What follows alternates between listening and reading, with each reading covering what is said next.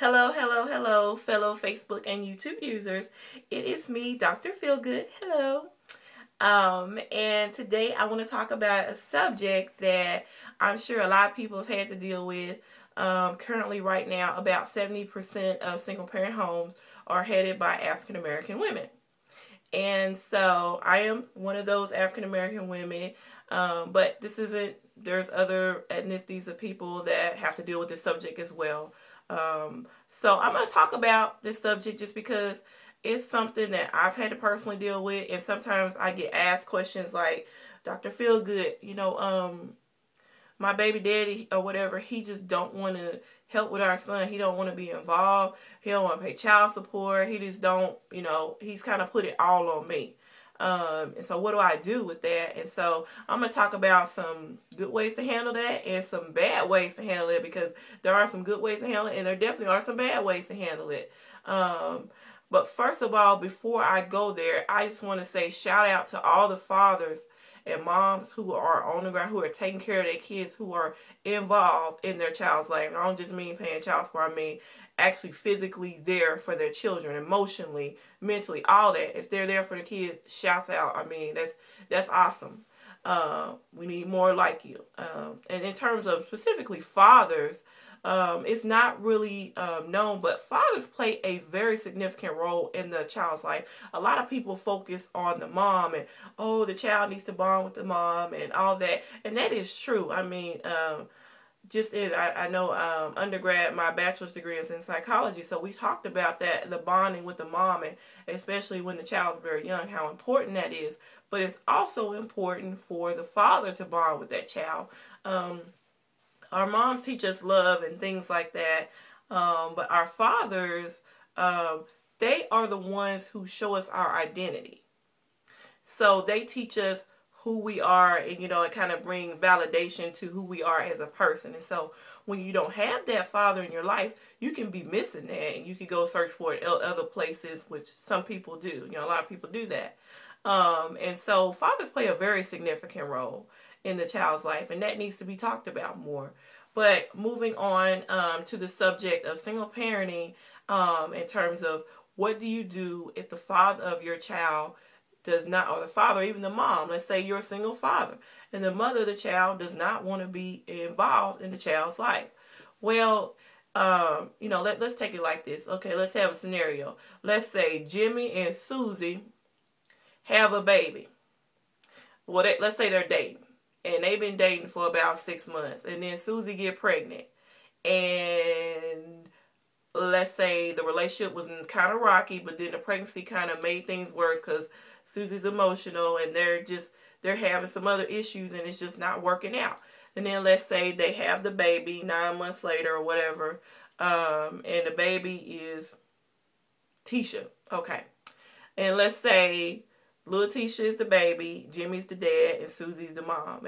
But at some point after Susie has the baby, let's say 3 months in, they break up. And so Jimmy had been around, but he kind of started backing up, and it's like, okay, I'm taking a step back, whatever. Mom and dad are not working out, and so they kind of step off, okay? And then Susie's trying to figure out, well, how do I take care of this baby? Jimmy don't want to be here. He don't want to help me with little Tisha. I'm having problems. I need help here. So what could she do? Now, for some women, it's like, that especially if they still want to be with the father of their child, it can be very hard for them to decide, do I pursue child support? Do I try to force this guy to be in the child's life because I still love him and I want him to be with the child, but I also want him to be with me? So how can I make that happen?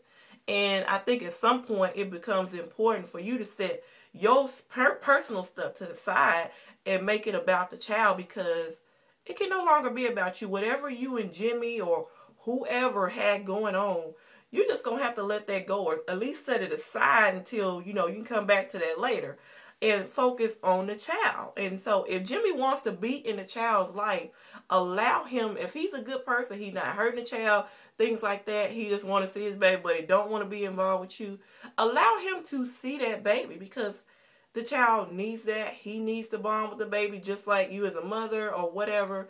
You need to allow that to happen and not interfere in that. Even regardless of whatever else you got going on, you have to become an adult about that type of situation. It's hard to do. Personally, I understand it. It is hard to do, but sometimes you just have to do it. On the flip side, if Jimmy decides he does not want to be involved in the child's life, then there are some definite steps that you as a mother, or if you're a father and the situation is flipped around, there's some definite things that you need to do. Number one, I would say pursue child support. Too many people, they don't do it. They think, oh, guys may say, well, don't get the government involved. I don't want the white man in my business. Whatever. That child needs support. So I would say if you are the custodial parent, if you don't want to take care of the child, pursue child support. Do that because that money can help you raise your child better. You can buy more things that the child needs and forget whatever the father or mother, whoever that you need to do that.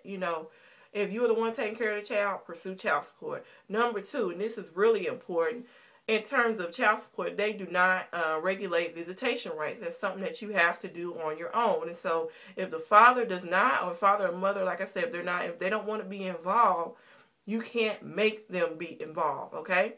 You can't make somebody do something they don't want to do. So it's like right now, if I feel like I need $1 million, I need to have surgery or something comes up, I need $1 million. I can know people who have $1 million. I know Oprah probably got $1 million. Let's see. Obama probably got $1 million. Various other people. Donald Trump, I'm sure he got several millions. But I can't make these people give me $1 million. I can try to go force it and make it happen, but it's going to probably end me up in jail, right? So that's just the same thing with parenting. You can't make somebody do something. Sometimes you just got to let it go. It may be that person that don't want to be involved, maybe they're not even the best person to be in the child's life. You know what I'm saying? So just let them go. And that's hard to do. I understand that. But it may be that by letting them go, God may bring somebody else along who is better to be in the child's life.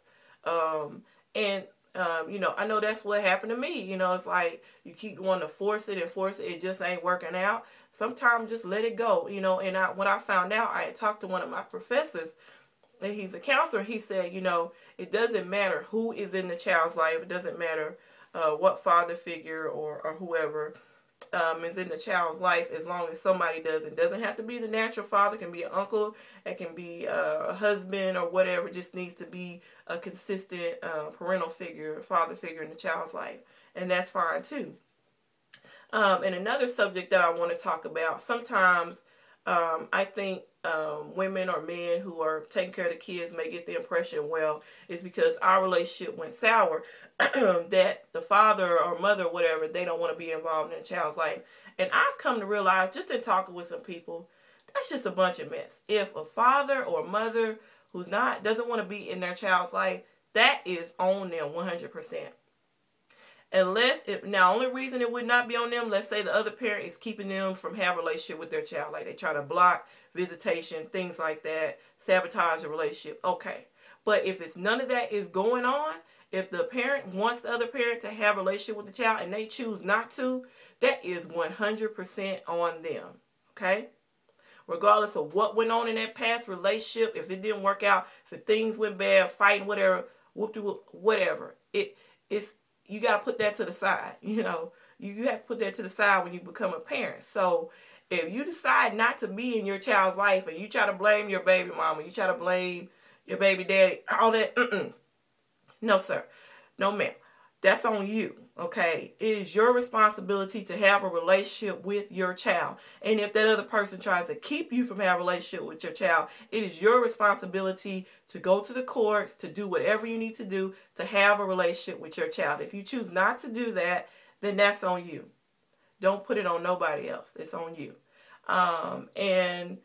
Just realize children are little. They may not understand, but when they get older, they're going to know who's been there for them. Children are very smart. We don't even have to tell them stuff like that. You don't want to even say negative things about the other parent. They don't want to be involved. Hey, let the chips fall where they may. But don't try to force it, because then it can backfire on you. But, if they don't want to be involved, fine. As hard as that is, don't call them, you forgot to come. No, just let it go. And I just want to say thank you for listening to my message, and hopefully it'll be